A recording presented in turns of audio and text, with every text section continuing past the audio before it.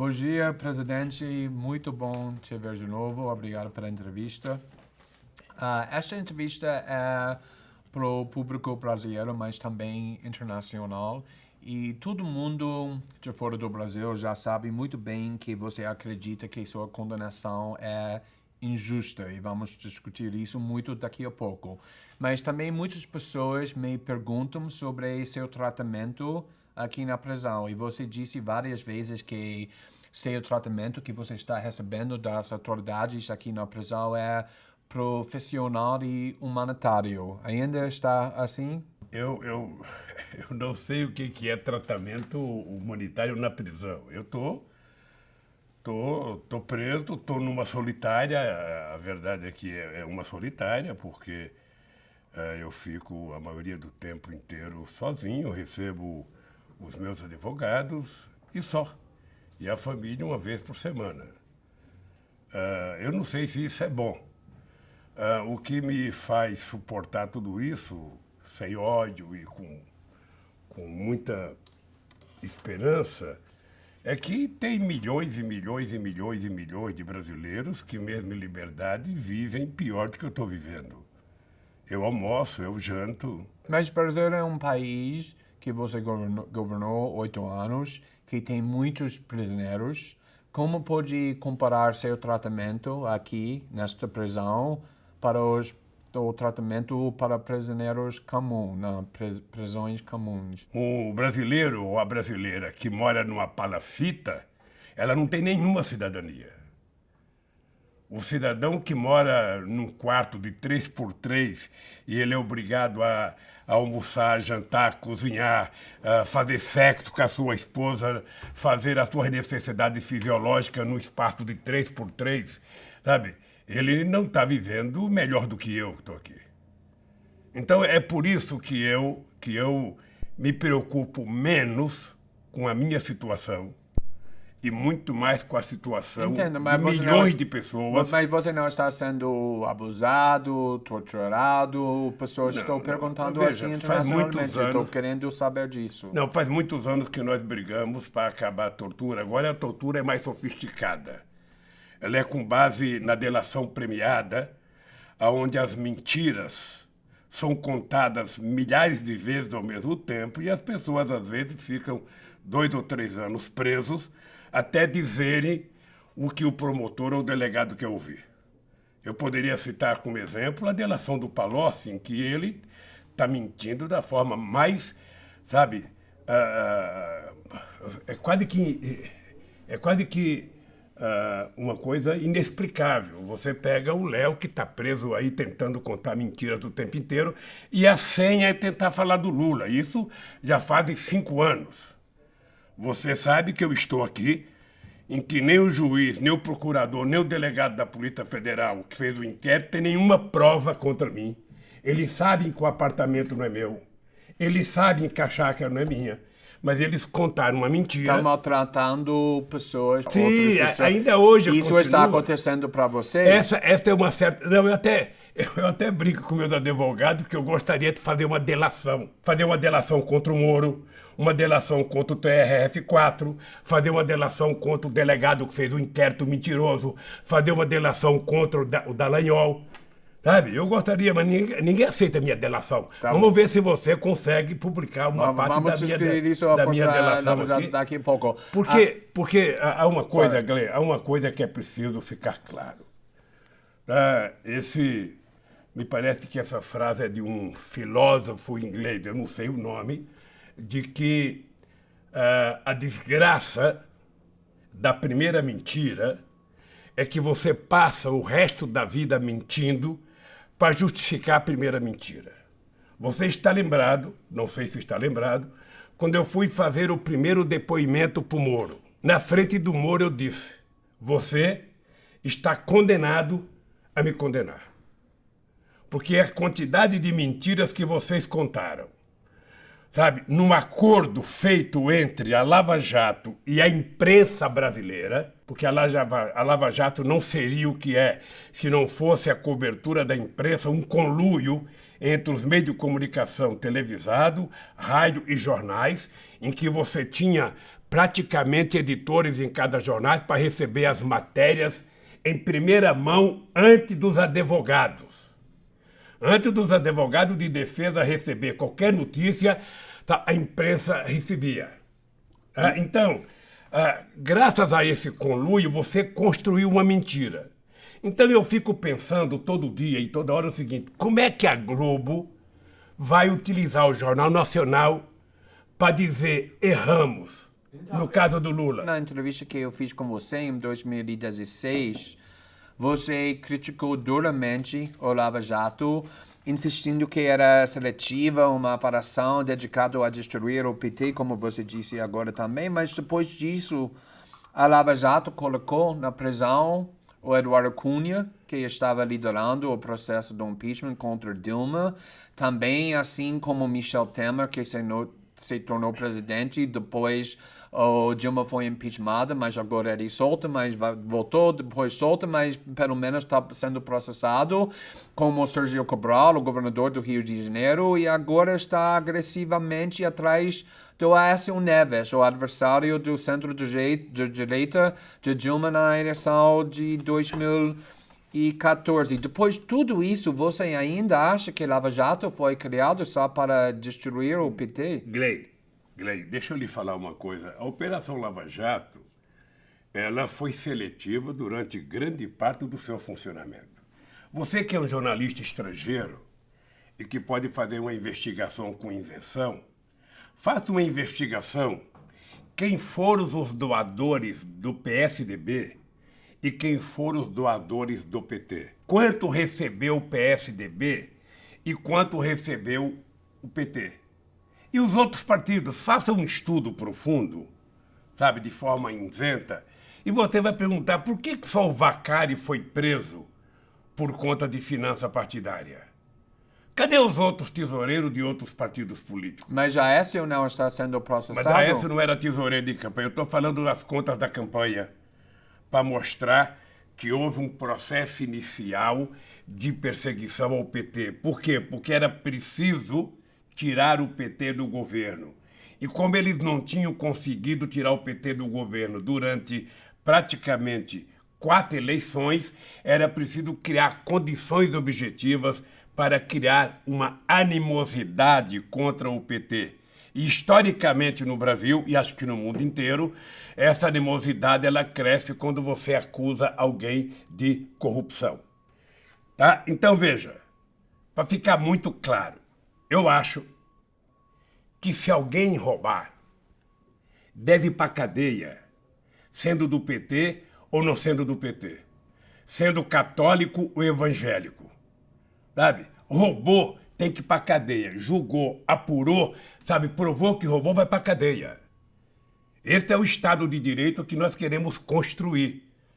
Agora, o que eu estou desafiando são as pessoas que me prenderam, sabe, a mostrarem ao mundo uma única prova contra mim. Eu não estou pedindo nada.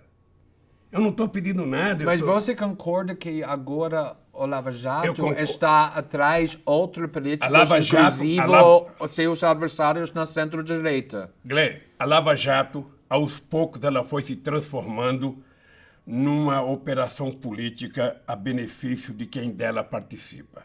Eu vou te fazer uma sugestão. Uma denúncia que você pode ajudar a investigar.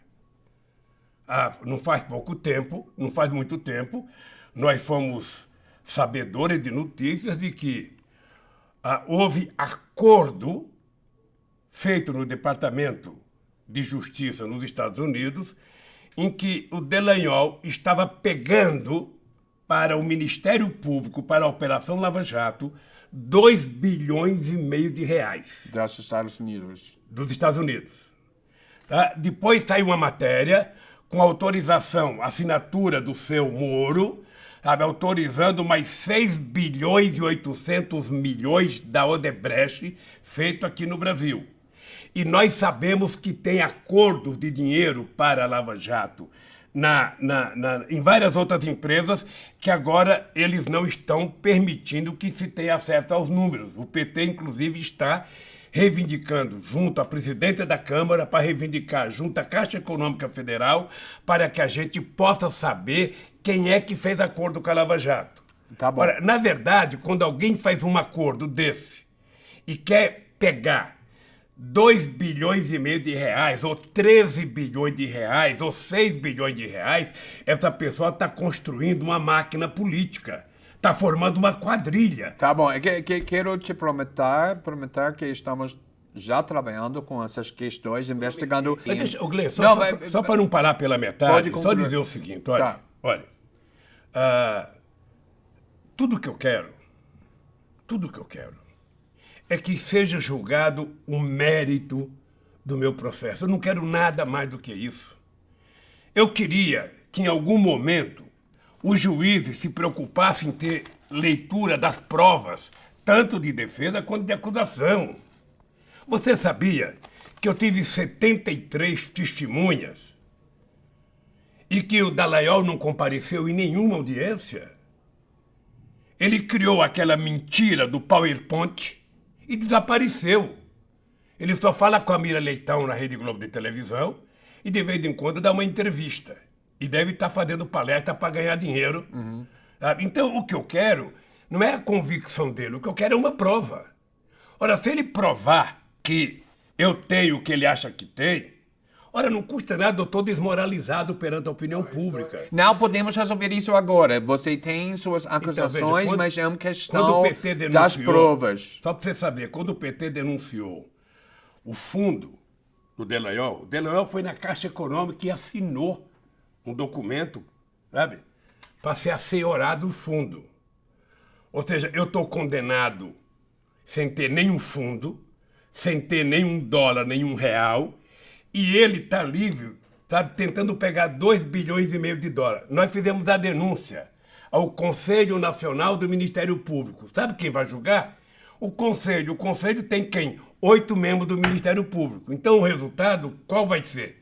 Qual é a dúvida? Durante a eleição de 2018, nós passamos um ano tentando te entrevistar, assim como outros jornalistas, mas nenhum jornalista foi autorizado a te entrevistar, apesar do fato que os presos mais violentos do país, inclusive nem o chefe do traficante do Rio de Janeiro, foram entrevistados na prisão. Mas agora que a eleição terminou e Bolsonaro ganhou, de repente o judiciário está permitindo alguns jornalistas, o Folha, o País, o Kennedy Alencar para a BBC, nós permitido te entrevistar. Como você explica isso? Gray, eu tenho clareza de que tudo o que aconteceu neste país em função da Lava Jato foi para impedir que o Lula fosse candidato a presidente da República.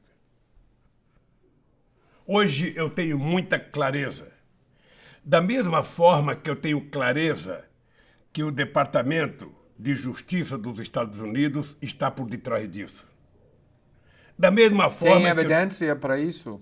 Hein? Tem evidência? Tem Eu provas? tenho só convicção. É por tudo. Da mesma forma que eu tenho, sabe, hoje, muita certeza de que o pré-sal está, sabe, envolvido em tudo que aconteceu comigo e com a Dilma. Ou seja, o golpe, a minha prisão, as denúncias. Veja, porque a Lava Jato ela poderia ter tido um papel importante punindo o empresário se é que ele roubou, mas permitindo que a empresa continuasse a gerar empregos, a pagar salário. Que a Petrobras não fosse quebrada, não fosse vendida, não fosse repartida como eles estão fazendo.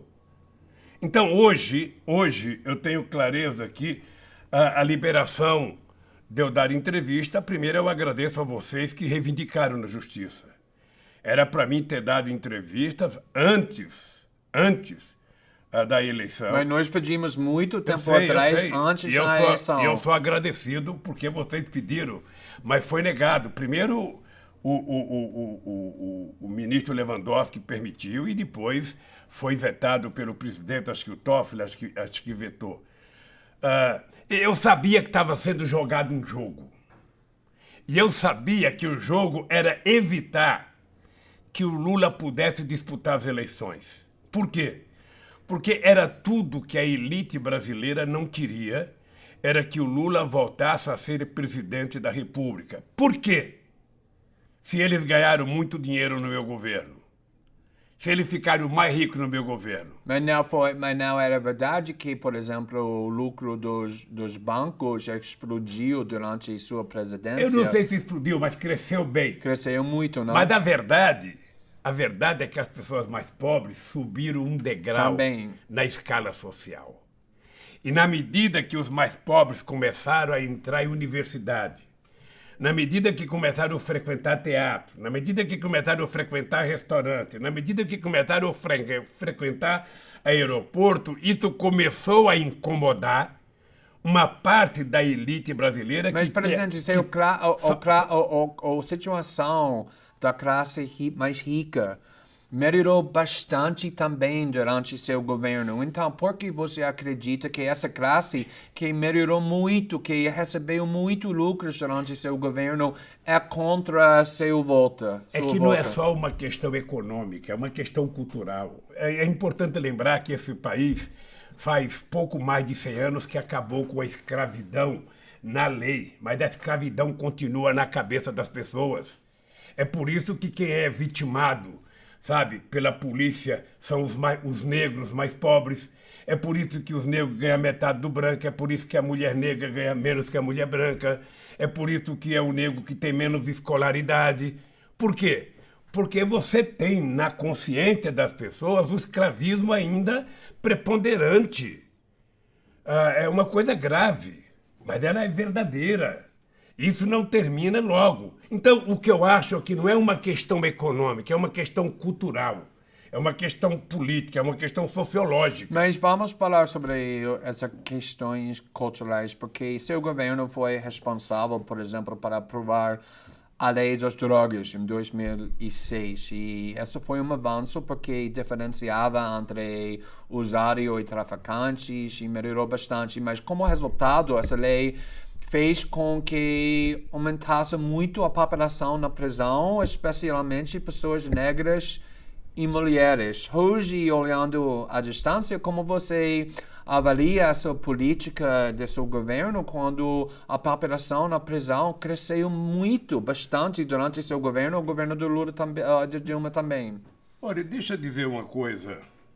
Nós, entre 2003 e 2014, fizemos todos os mecanismos e aprovamos todas as leis possíveis de ser aprovada para que você pudesse melhorar o sistema de funcionamento policial neste país, para você poder diminuir a corrupção e para você colocar bandido na cadeia.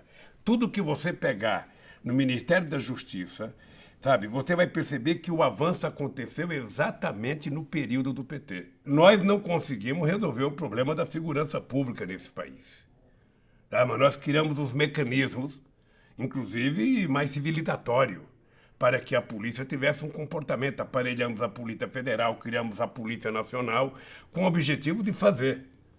Né? Isso agora está sendo deteriorado. O PAC, você falou do NEM, na pergunta que você fez anteriormente. Que foi entrevistado na E prisão. eu lembro numa entrevista que o NEM deu para a revista, se não me falha a memória, Isto É, em que ele dizia que o presidente que mais tirou bandido da rua foi o PT, o governo Lula, porque com o PAC ele perdeu mais de 20 bandidos ligados a ele para ir trabalhar no PAC. Então, se você quiser diminuir a violência, não é distribuindo armas, é distribuindo educação, distribuindo emprego, distribuindo salário, distribuindo oportunidade, distribuindo sonhos e esperança. Mas isso funciona durante seu governo porque o problema é para o grande porção da população era que a violência, o problema de crime cresceu durante o governo do PT. Por causa disso, o Bolsonaro conseguiu explorar Não essa cresceu no go- problema. Não é verdade Não que cresceu o no problema governo do do PT. Não cresceu no governo do PT.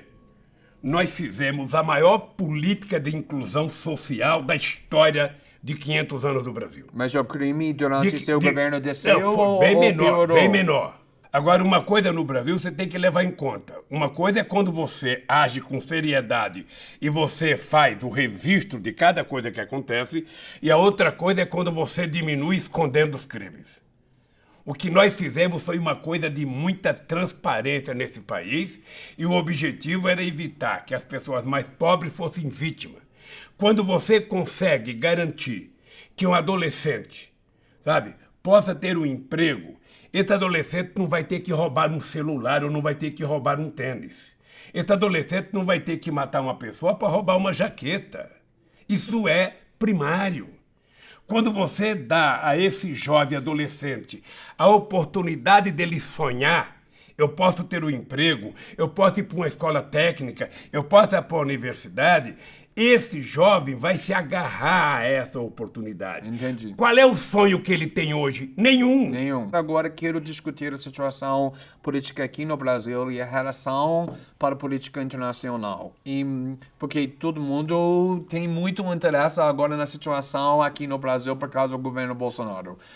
E em 2015, nos Estados Unidos, era impensável que Trump pudesse ser eleito presidente dos Estados Unidos. Ninguém acreditou, mas agora ele é presidente. A mesma coisa no Reino Unido com a decisão de sair do EU. A mesma coisa na Europa com partidos nacionalistas e extremistas da direita. Um ano atrás, aqui no Brasil, ninguém acreditava, era impensável que Bolsonaro fosse eleito presidente do Brasil, mas agora ele é. Eu sei que você acredita que a vitória do Bolsonaro foi por causa de coisas únicas ao Brasil, como os ataques da mídia ao PT, e vamos discutir isso daqui um pouco, mas para agora você vê a eleição do Bolsonaro também como parte desse padrão no mundo democrático de partidos extremistas de direita vencendo e derrotando os partidos da centro-esquerda?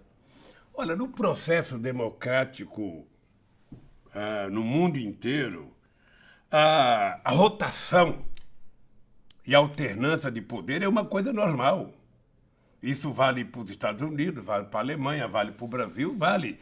Uma eleição ganha a direita, outra eleição ganha a esquerda, uma outra eleição ganha... Mas a direita está ganhando muito, Agora, em muitos países. Veja, nós tivemos um período muito extraordinário na América Latina. Um período de mais crescimento, de mais distribuição de renda, de mais inclusão social na América Latina, aconteceu de 2000 a 2014. Com a eleição de Kirchner, Lagos, Cristina, Kirchner. Lula, Sim. Evo Morales, Chaves, Rafael Correa, foi um momento de ouro da América Latina. Agora você está vivendo um momento da extrema-direita que estão fracassando de forma absurda. O Macri é um desastre na Argentina e ele é a solução. Tem um livro... Por que isso está acontecendo? Tem um livro do Mia Couto, que é um grande escritor moçambicano, que tem uma frase que é o seguinte: em tempo de terror, escolhemos monstros para nos proteger. Ora, quando você cria o ódio na sociedade, quando você cria a antipolítica, quando você tira a esperança de qualquer pessoa, sabe, nas instituições existentes, ou seja, qualquer coisa vale. Qualquer coisa vale. Eu sei que os americanos não acreditavam que o Trump tivesse a menor chance. E por que o Trump ganhou as eleições? Não foi por causa do Putin, como eles tentam falar. É por causa da mentira do fake news, como aqui no Brasil. Só por causa disso? Não, só por causa disso, por causa do desemprego, por causa da desesperança e por causa do discurso, sabe, do Estado Nacional forte, que é sempre uma coisa importante. né? Ou seja, quando o Reagan e Margaret Thatcher criaram a chamada globalização, na moda dos anos 80, era você falar que moderno era você ser globalizado, abrir a economia para todo mundo, deixar o capital transitar à vontade, embora o povo não pudesse transitar. Agora que a globalização começou a criar problemas para os países desenvolvidos, sobretudo para os Estados Unidos, o Trump encontrou um discurso fácil de falar. Os Estados Unidos para os americanos, emprego para os americanos. Mas, presidente, sobre Trump, né, nos Estados Unidos não é bem conhecido que tem muitas pessoas que votaram no Obama em 2008, 2012 e depois votaram no Trump em 2016. E aqui no Brasil temos a mesma coisa. Muitas pessoas que votaram em você e depois na Dilma votaram no ano passado no Bolsonaro. Como você explica isso? Eu posso te dizer uma coisa? Eu conheço razoavelmente bem a Hillary Clinton. Era muito fácil você encontrar uma pessoa mais popular do que ela. Para ganhar, ela não era uma figura simpática. Então a eleição do Trump se deveu ao fato dele ter um discurso correto para os operários brancos, sabe, da indústria automobilística que estavam ficando desempregados. Ele prometeu o óbvio emprego para o povo americano. Prometeu brigar com os chineses para o povo americano para gerar emprego. E isso fez ele ganhar as eleições. Olha, obviamente que pode ser que muita gente do Obama votou nele, como aqui no Brasil pode ser que muita gente que votava no Lula votou no Bolsonaro, até porque o Lula não era candidato. Se o Obama fosse candidato, eu não sei se os votos iriam para o Trump. O fato concreto é que eu não sei, apesar da performance extraordinária do Haddad, eu não sei se eu tivesse candidato, se as pessoas iriam votar, alguns eleitores do PT, votar no Bolsonaro. O dado concreto é que... Eu conheço muitas pessoas que votaram em você, depois na Dilma, depois no Bolsonaro. Então, talvez se eu fosse candidato, essas pessoas não tivessem votado no Bolsonaro. Porque, Glenn, você é jornalista e você sabe o que aconteceu no Brasil. Primeiro, você no Brasil sempre cria a política do pensamento único. O Fernando Henrique Cardoso teve 8 anos de pensamento único favorável, eu tive 8 anos de pensamento único contrário, depois a Dilma teve um pouquinho favorável, quando a imprensa tentava dividir a Dilma do Lula, depois não deu certo, aí passou a ser contra. E aí, quando se criou a ideia do impeachment, aí virou 100% contra. Você foi criando um clima de ódio na sociedade, tentando culpabilizar o PT por toda a desgraça do Brasil, sabe? E quando chega as eleições, não tinha nenhum candidato de direita, eu diria direita normal, porque o Bolsonaro, você poderia hoje comparar ele ao Nero, quando tocou fogo em Roma. O Bolsonaro já está há quase 5 meses no governo e você não ouviu a palavra ainda crescimento, desenvolvimento, investimento, geração de emprego, distribuição de renda. Essa palavra saiu do dicionário. A única coisa que você vê é gente apontando o dedo para você toda hora. Eu não sei se você percebe que esse gesto aqui é o gesto de quem fazia Lula antes. Acho que o Bolsonaro aprendeu a fazer assim, porque deve ter feito muito assim nas minhas campanhas presidenciais. Ou seja, o país está abandonado. O país só se fala em corte e reforma da Previdência, prometendo à sociedade... Mas abandonando por quem? Porque em sua entrevista à Folha e ao País, você atribuiu a ascensão do direito nacionalista a fracassos do neoliberalismo. E eu gostaria de saber sobre essa questão do fracasso do neoliberalismo aqui no Brasil, mas internacionalmente também. Como que é o relacionamento entre o sofrimento da população e o fato que a população está abraçando pessoas na direita extremista, como Bolsonaro, como outros líderes no mundo democrático? O neoliberalismo, como surgiu na época da globalização, ele está perdendo em tudo quanto é lugar. E não está perdendo para a esquerda, ele perde para a direita. Perde para a direita. tá? Como perdeu para o Hitler, como perdeu para o Mussolini. Ou seja, nós tivemos 2 exemplos agora, que foram Espanha e Portugal, em que a esquerda voltou a ter uma ascensão no processo eleitoral. Mas mesmo na Alemanha, sabe, a Angela Merkel, que é uma senhora política muito forte, ela hoje, se não fossem os acordos com o SPD, ela não governaria a Alemanha. Mas também lá a direita extremista está crescendo. Eu sei, está crescendo no mundo inteiro, mas veja, eu acho que é um alerta para a esquerda. Tá? A direita não vai... Pode ficar certo que depois do Bolsonaro, que depois do Macri, a Cristina vai ganhar as eleições na Argentina. Pode ficar certo que aqui no Brasil a esquerda vai ganhar as eleições aqui na próxima eleição. Pode ficar certo que se o Evo Morales for candidato, ele vai ganhar na Bolívia. E assim em vários estados. Eu espero que os americanos tenham juízo e não permita a continuidade do Trump como presidente americano, porque não é um problema para os americanos. O Trump é um problema para o mundo. Ele tem que saber que, pela importância dos Estados Unidos da América do Norte com o mundo, ele não pode tomar decisões sem levar em conta os reflexos da decisão dele, sabe? No mundo. Ele não pode, ele tem que pensar antes de tomar decisão. Não pode ficar ameaçando guerra para tudo quanto é lado, ameaçando atacar, ameaçando... Chega! Chega de mentira como a do Vietnã, chega de mentira como o Iraque, chega de mentira como a Líbia. É preciso parar, o mundo precisa de paz. O mundo precisa de paz, o mundo precisa de escola, o mundo precisa de livro, não de armas, o mundo precisa de emprego. Eu às vezes, Glenn, fico irritado porque na reunião que nós fizemos do G20 em Londres, foi a primeira reunião que o Obama participou, a gente tinha tomado decisões importantes para enfrentar a crise de 2008.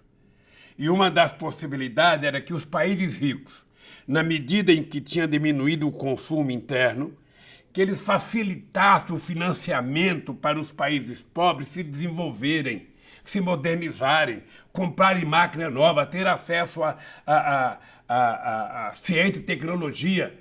Isso não foi feito, voltou o protecionismo. Mas, presidente, isso é uma crítica comum para PT também, que embora você e Dilma tenham uma reputação e um passado político de esquerda, a forma que você governou era neoliberal e existem inúmeros exemplos citados do fato que já discutimos o lucro do banco que explodiu durante sua presidência, assim como o Partido Democrata nos Estados Unidos é financiado por Wall Street e pela Vale do Silício. O PT foi financiado pelas suas empresas mais ricas aqui no Brasil, Odebrecht, ou AS, JBS e muitos bancos. Você implementou uma reforma da Previdência em 2004, o Dilma implementou a solidariedade em 2014, a hidroelétrica de Beramonte, que os ativistas do meio ambiente e indígenas era contra, você cortou os impostos para pessoas mais ricas.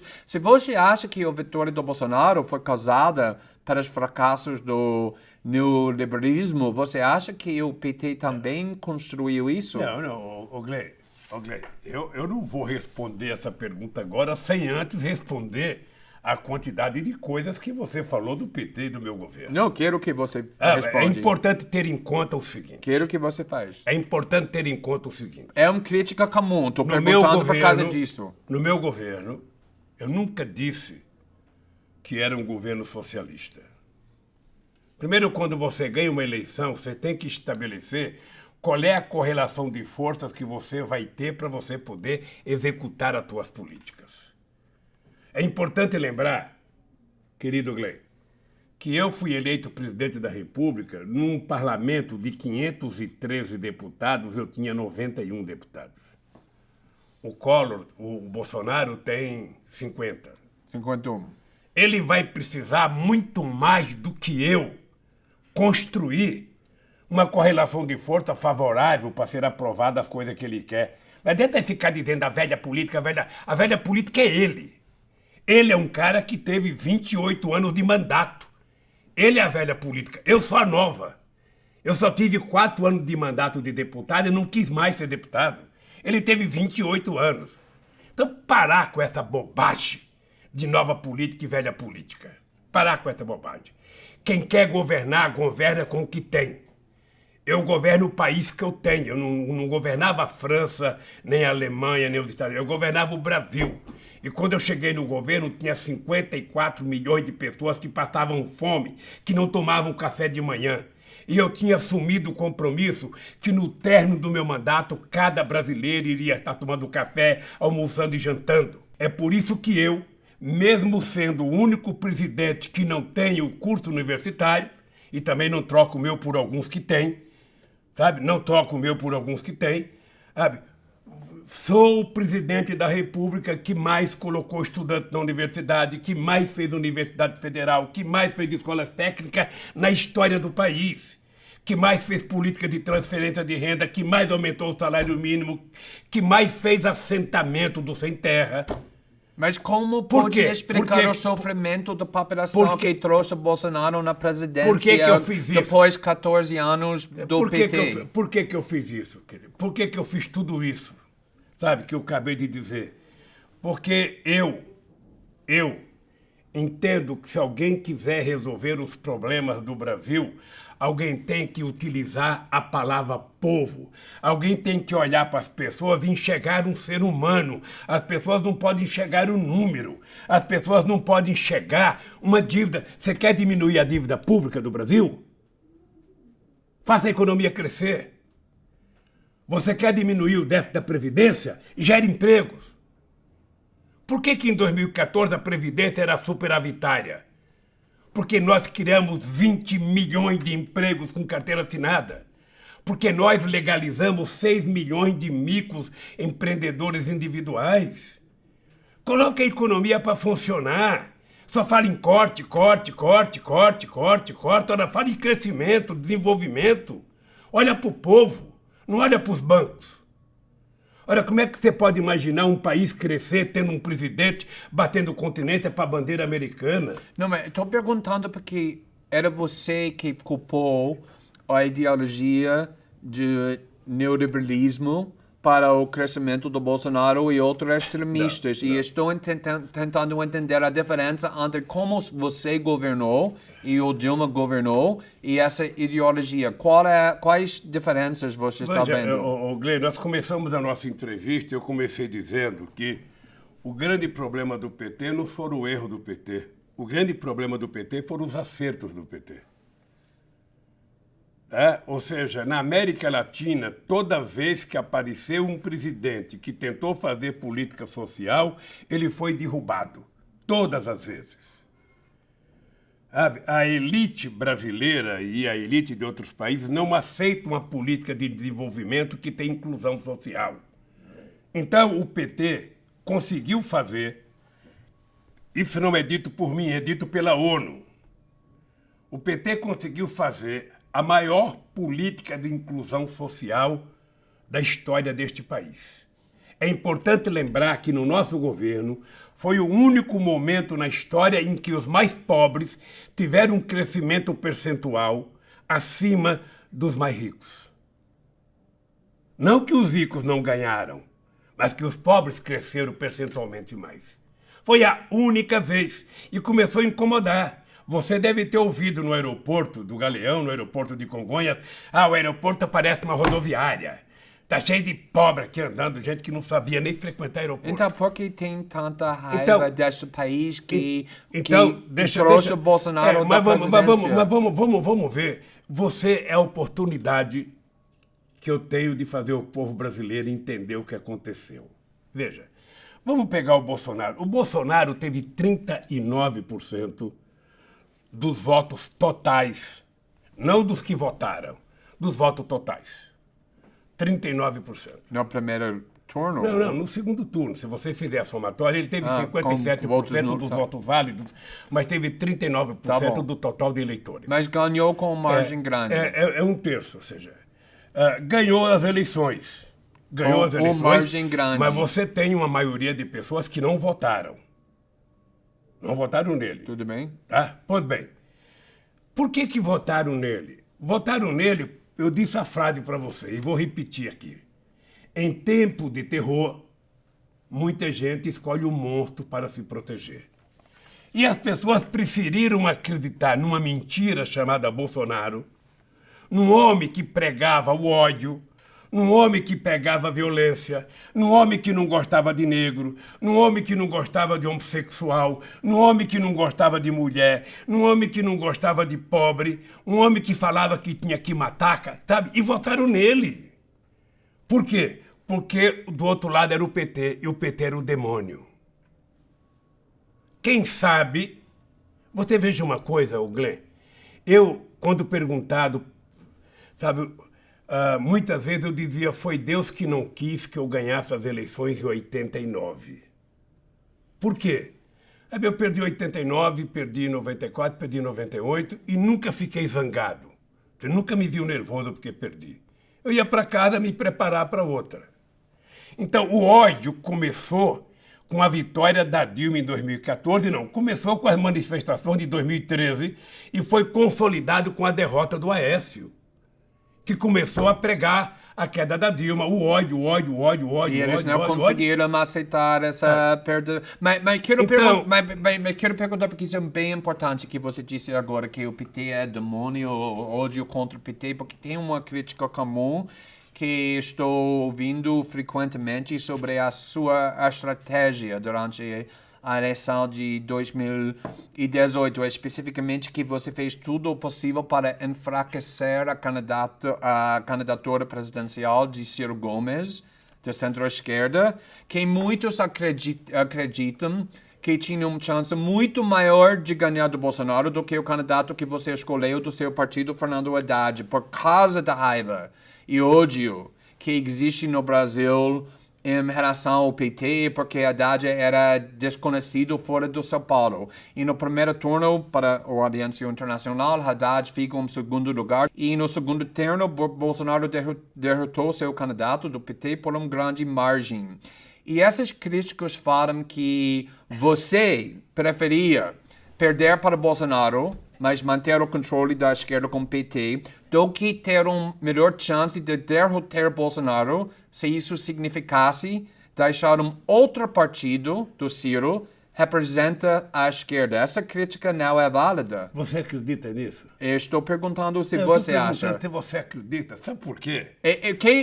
Eu vou falar que eu sei. Eu sei que seu candidato, que você transferiu muitos votos para deixar ele chegar no segundo turno, perdeu para grande margem de Bolsonaro. E estou perguntando se isso era a estratégia certa. Eu vou tentar falar. Veja, a minha estratégia, a primeira estratégia minha, o que você está falando eu vivi em 89. Em 89, o Brizola, sabe, de quem eu tenho muita boa recordação, achava que ia ser presidente. O Brizola votou do exílio presidente da República. E quando teve as eleições, fui eu que fui para o segundo turno. Você sabe que o Brizola chegou a pedir para que eu e ele desistíssemos para apoiar o Mário Covas? Eu falei, Brizola, mas se o povo quisesse votar no Mário Covas, teria votado. Por que não votou? Como é que eu vou ficar agora com os eleitores que votaram em mim? Eu vou desistir para apoiar o Mário Covas que perdeu? Ora, se o povo queria votar no Ciro no segundo turno, por que não votaram no primeiro? Porque você transferiu seu apoio para Haddad e não para Ciro. Não. E porque seu partido impediu ele também ser parceiro com PSB, abriu mão para a possibilidade de ser governador de Pernambuco por causa desse candidato muito popular do PT. Você sabe todas as críticas. Veja, o Ciro reclama porque o PT fez articulação política para trazer o PCdoB e PSB. O que ele queria que o PT fizesse? Que o PT, sabe, não fizesse nada? Ele queria que o PT não conversasse com o PSB? Mas foi você que disse que o PT é demoníaco, que era atacado muito. Deixa eu falar, o Ciro tem que aprender uma coisa. Isso em política é importante. Se você um dia for entrar na política, aprenda isso. Se você quiser que alguém goste de você, você precisa aprender a gostar da pessoa. Se você quiser que alguém te respeite, você precisa respeitar as pessoas. Olha, se o Ciro queria de verdade o apoio do PT, ele poderia ter conversado com o PT. Eu vou lhe contar uma história que você não sabe. e que ninguém nunca contou para ninguém, porque o Ciro nunca contou. Uma vez o Mangabeira Unga vai no escritório e fala assim para mim, olha, nós fizemos uma reunião com o Haddad e o Ciro. E nós conversamos do Haddad ser vice do Ciro. Eu falei para o Mangabeira, ô Mangabeira, você não acha que antes você deveria ter conversado com o PT? Ora, eu perdi 4 vezes, até chegar lá. O Ciro já perdeu 3, quem sabe ele perca mais uma. Se o Ciro quiser aliados, ele tem que saber conversar. Ele tem que saber convencer as pessoas. Ele tem que assumir compromisso programático. Tudo bem, com certeza o Ciro vai ouvir isso e... Não, eu acho, veja, o Ciro sabe da relação que eu tenho com ele. Eu sempre tive uma relação de muito respeito com o Ciro e sou agradecido ao Ciro de ter participado do meu governo. E vou lhe dizer mais, eu era contra o Ciro ser candidato a deputado e convidei ele para ser presidente do BNDES. Mas exatamente por causa disso, ele sentiu que ele tinha uma chance muito maior do que o candidato que você botou no segundo lugar, no segundo turno. Mas tudo bem, vamos... Mas deixa eu lhe contar mas, por exemplo, eu quero usar essa oportunidade para discutir um pouco sobre o desafio da esquerda internacional, porque é muito importante, porque você é uma das únicas grandes lideranças da esquerda dos últimos 20 anos que conseguiu vencer eleições nacionais em um grande país, alcançando os mais pobres e marginalizados. E acho que isso é bem importante para ouvir que você pensa sobre os problemas que a esquerda internacional está enfrentando, porque na maioria dos países do mundo democrático, inclusive aqui do Brasil, a esquerda está com grande dificuldade em atrair o apoio desses grupos, enquanto atraem o apoio dos classes mais ricas, com pessoas com mais educação formal, universitários. Eu quero saber o que falta à esquerda mundial e brasileira fazer, que você foi capaz de fazer, para se reconectar com o povo. Olha, eu em 2008, na crise econômica, eu descobri que o mundo estava sem liderança. Eu participei de muitas reuniões com os 20 principais presidentes dos países do mundo e eu notava que as pessoas estavam sem saber o que fazer. E a minha preocupação, por exemplo, com a União Europeia, era que a União Europeia tinha ficado muito burocrática, ou seja, não era os políticos que falavam, era a burocracia que falava, era a comissão disso, a comissão, tudo tem uma comissão para resolver e o político não decide. Eu achava isso muito ruim, sabe? E nos Estados Unidos, o Obama também não tinha instrumentos. Bem, o que eu acho que a esquerda tem que fazer? Eu acho que primeiro a esquerda precisa, sabe, tem esquerda que tem 100 anos de experiência, 150 anos de experiência, 80 anos, o PT tem 40 anos de experiência. E eu acho que a experiência do PT é muito exitosa. O PT, alguns dizem que o PT se distanciou do povo. Olha, o PT precisa eu diria, voltar, não às suas origens, porque você não governa para um partido, você governa para a sociedade. Quando você ganhar as eleições, você tem que governar para todo mundo. Você pode escolher preferencialmente quem é que você vai atender, mais ou menos.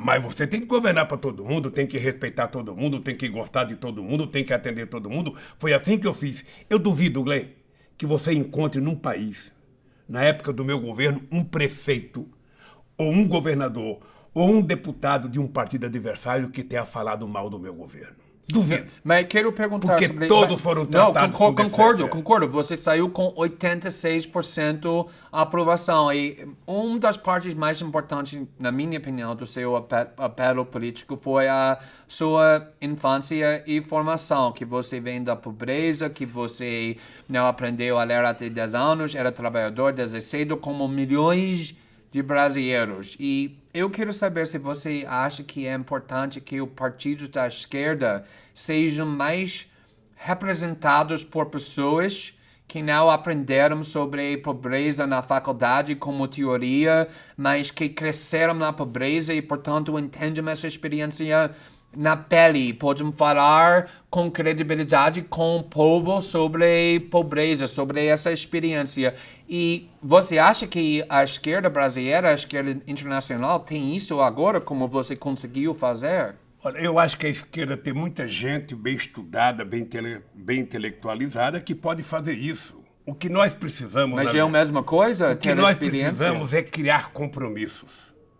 Não é possível você governar num país... Você está lembrado qual foi a atitude que eu tomei quando eu ganhei as eleições? Claro. Você está lembrado que eu coloquei todo o ministério num avião e levei todos os ministros para os 4 lugares mais pobres do Brasil? O que eu queria com aquilo? Eu queria que um Meirelles, que era banqueiro, eu queria que um Palocci, que era médico, eu queria que um Furlan, que era empresário, conhecesse uma palacita, que visse o homem e a mulher no mesmo lugar que eles defecavam, eles comiam. Eu queria que eles vissem a quantidade de meninas, sabe, com 2 ou 3 filhos, com pai desaparecido. Eu queria que eles vissem o Vale do Jequitinhonha, eu queria que eles conhecessem o mundo tal como ele é, não o mundo de Brasília. Então a esquerda ela tem que assumir compromisso. Você não vai conseguir governar se você não definir para quem que você quer priorizar. Para quem que eu vou governar? Eu gosto de todo mundo, eu gosto do Glenn, eu gosto do Lula, mas eu tenho que escolher. O Glenn come todo dia, o Glenn está estudando, o Glenn tem carro, o Glenn, sabe? Então ele não é a minha prioridade. A minha prioridade é as pessoas mais pobres que não têm e que precisam ter o mesmo que ele tem. Mas para fazer isso, você acha que é importante para ter candidatos que vêm desses bairros, que vêm da pobreza e não parecem muito acadêmicos? Não, nós temos que preparar. Eu sou de preferência que a gente consiga candidatos que tenham na sua origem as lutas populares correndo no seu sangue, na sua veia. Mas, obviamente, que tem muita gente boa, sabe, que não é de origem pobre, mas que assumiu o compromisso. Óbvio, mas também precisa candidatos... É lógico. Por isso é que o partido... Acho que ele está faltando isso aqui no Brasil. Eu acho que está faltando organizar mais gente para participar, mais mulheres, mais negros, mais índios.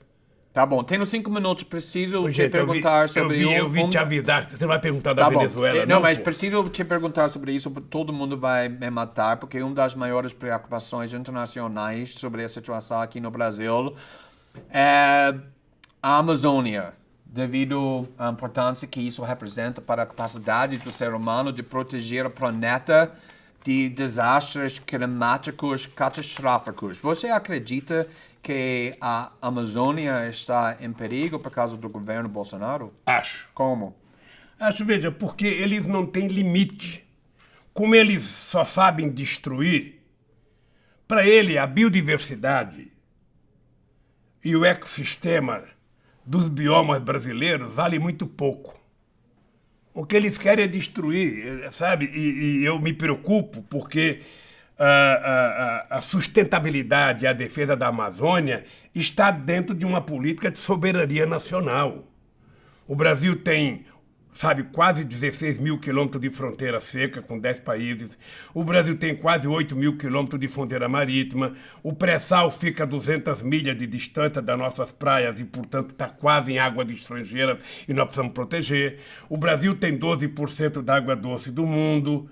O Brasil precisa, então, colocar, sabe, as nossas fronteiras, o nosso povo, a nossa floresta, a nossa fauna, a nossa biodiversidade, como se fosse um patrimônio da humanidade, mas subordinado à administração e aos interesses do Brasil. Né? Colocar a questão da ciência e tecnologia, a indústria de fármacos pode ter na Amazônia uma fonte extraordinária de produção de soluções para N doenças no mundo. Então, o Brasil precisa tomar cuidado. Eu tenho orgulho, porque eu participei da COP15 em Copenhague, quando nós assumimos compromisso, depois a Dilma assumiu o compromisso em Paris. Ou seja, eu tenho... Mas você foi criticado também ao Marina Silva, cuja causa era meio ambiente do seu governo, um protesto. E agora todos nós somos mais conscientes sobre o perigo que nosso planeta enfrenta. Então, tem coisas que você teria feito diferente sabendo disso? Glenn, você sabe que eu descobri alguns valores da minha mãe quando ela morreu. Eu não sabia que eu gostava tanto dela. O fato da Marina ter feito uma crítica... A Marina foi ministra do meio ambiente. E deixa o seu governo. Ela foi ministra durante 5 anos. Ela não pode reclamar. Ela foi ministra.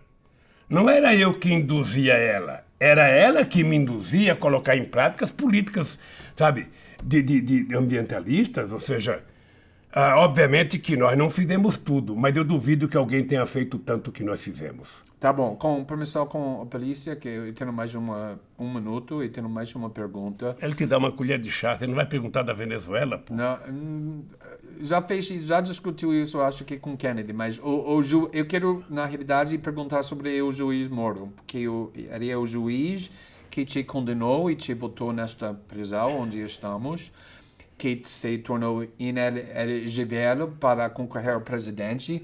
E foi depois tudo isso escolhido por Bolsonaro para ser ministro de Justiça, uma escolha que muitos consideram suspeita, sem não corrupta, ainda que a sentença de condenação tenha sido confirmado num tribunal superior. Esta semana tivemos uma nova revelação que Bolsonaro disse que prometeu a Moro a primeira vaga no STF.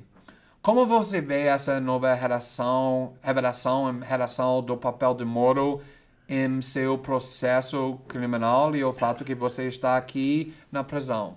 Tem mais uma revelação de ontem que você não deve saber. A ministra que me condenou no segundo processo, ela disse num debate ontem em Curitiba que ela copiou a sentença da minha condenação da sentença do Moro. Ou seja, deixa eu dizer uma coisa para você, olhando para você com muita seriedade e responsabilidade. O Moro é mentiroso. O Moro é um subproduto da Rede Globo de televisão e dos meios de comunicação. Ele, como ninguém, planejou com o Estadão. Ele visitou todos os meios de comunicação antes de começar a Operação Lava Jato. E ele tinha dito, num artigo que ele escreveu, sabe, que o sucesso de qualquer operação dependia da imprensa. Um juiz que depende da imprensa para condenar não é juiz. Um juiz, para condenar, ele tem que condenar em função dos autos do processo, em função das provas, contra ou a favor que ele tenha. Então, eu vou dizer para você aqui em bom som, ele é mentiroso, Dallagnol é mentiroso, o delegado que fez o inquérito meu do apartamento é mentiroso, e o TRF4 mentiu a meu respeito. Não pensa que eu estou dizendo isso com prazer, não, porque eu sei quais são as consequências para mim. E para mim, tudo que eu desejo é que o Moro faça um discurso todo dia. Quanto mais ele falar, mas ele vai se comprometer. Ele não nasceu para fazer algo além de ler o Código Penal. Então, você sabe que eu tenho um compromisso de vida. É de provar que essa gente mentiu a meu respeito. Tá bom. Eu estou preso aqui há 1 ano e 2 meses, sabe? Tô muito... Todo dia eu faço um exercício para me controlar, para não ficar com raiva. Estou vendo o Brasil sendo destruído, estou vendo a soberania nacional, estou vendo os militares se entregarem, sabe? A críticas estapafúrdias, ou seja... sabe, é um negócio assim que eu não consigo imaginar aonde nós chegamos. Esse país, em 2008, tinha um compromisso de ser a 5ª economia do mundo. Esse país virou coqueluche no mundo. Esse país é o país responsável de fortalecer o Mercosul, criar o Unasul, criar a CELAC, criar os BRICS, criar o IBAS, fazer reunião entre mundo árabe e América do Sul, fazer reunião entre mundo árabe, entre África do Sul e América Latina, entre país africano e América Latina. Nosso tempo está acabando, então... Deixa eu lhe falar uma coisa, querido. Deixa eu lhe falar uma coisa. Sabe, esse país está jogando fora tudo que foi construído e agora está jogando fora o sonho com esse corte nas universidades. Não é possível que esses ignorantes, alguns com diploma universitário, não saibam que não tem nenhum investimento mais promissor para o futuro de um país do que escola, do que educação. E foi isso que nós fizemos, é isso que eles estão destruindo. Então o povo só tem um jeito, é reagir. Ele não foi eleito para destruir o Brasil. Ele não foi eleito. Aliás, ele não participou de nenhum debate, ele não tem programa, ele não tem nada. Ele não tem nada. Tá bom, presidente, precisamos Então, concluir. você não vai Então, ser preso. eu quero te agradecer. Você não vai ser preso, não. Eu é que posso ficar mais um pouco aqui. Você vai ser solto daqui, viu? Pode ficar tranquilo. Tudo bem. Eu só quero que você saiba o seguinte, ó. E vou fechar uma pergunta que você não fez, eu vou dizer. Acho que não é correto o tratamento que estão dando à Venezuela. A Venezuela, ela tem que ter soberania, tem que ter autodeterminação, e a Venezuela é um problema do povo da Venezuela e não um problema dos Estados Unidos. Trump cuide dos Estados Unidos e deixe de se meter onde não é chamado. Presidente, muito obrigado pela entrevista de novo, mais uma vez. Obrigado a você.